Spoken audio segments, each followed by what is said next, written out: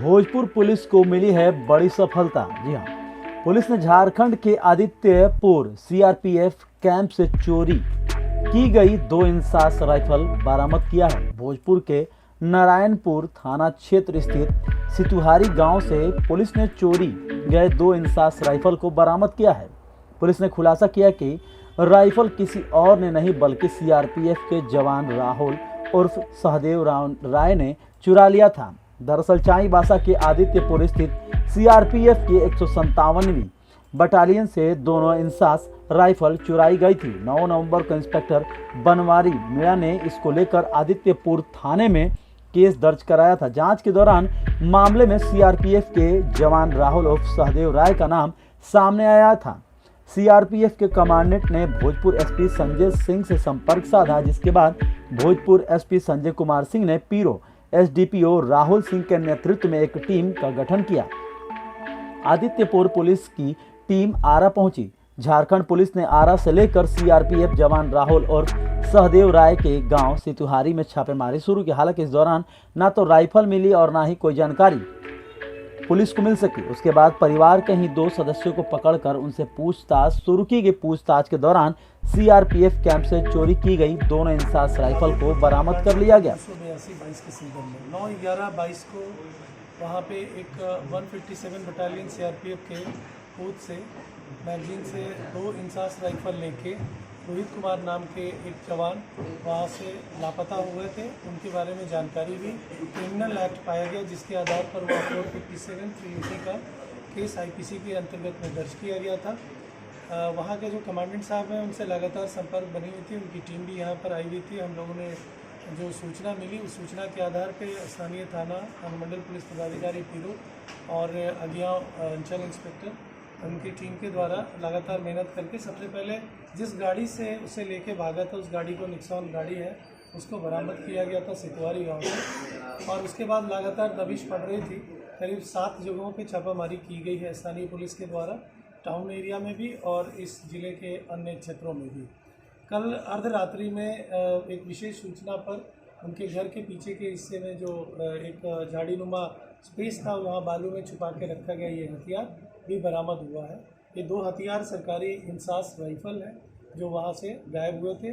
CCTV footage में भी उस हथियार को लेकर जाते हुए देखा गया था। उसी आधार पर झारखंड पुलिस और सीआरपीएफ के बटालियन के उस उप बटालियन के सभी जवान लगातार पुलिस के साथ में थे और ये सफलता हासिल की गई कि इसमें फिर अन्यत्र कोई और किसी भी प्रकार का कोई ऐसा कार्य इस हथियार के साथ ना हो सके।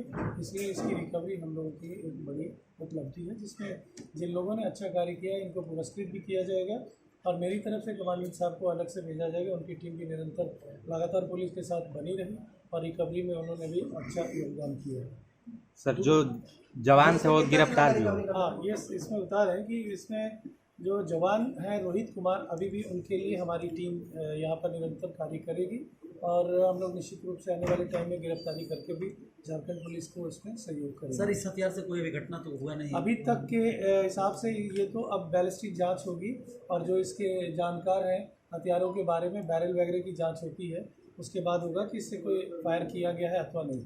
लेकिन इसमें मैगजीन और एमुनिशन की कोई जानकारी नहीं थी, इसलिए इसके हथियार के इस्तेमाल की अभी प्रारंभिक जानकारी कोई ऐसी नहीं है। आखिरकार सर, बदमाशों के द्वारा 2 राइफल को लेकर क्यों भागा गया था, क्या कारण? ये देखिए, अब इंटरनल वहाँ पे जो सीआरपीएफ बटालियन में जो जवान हैं वो उनका कोर्ट ऑफ इंक्वायरी वगैरह होगा और उसके थ्रू भी जानकारी ली जाएगी, कांड के अनुसंधान में भी आएगा।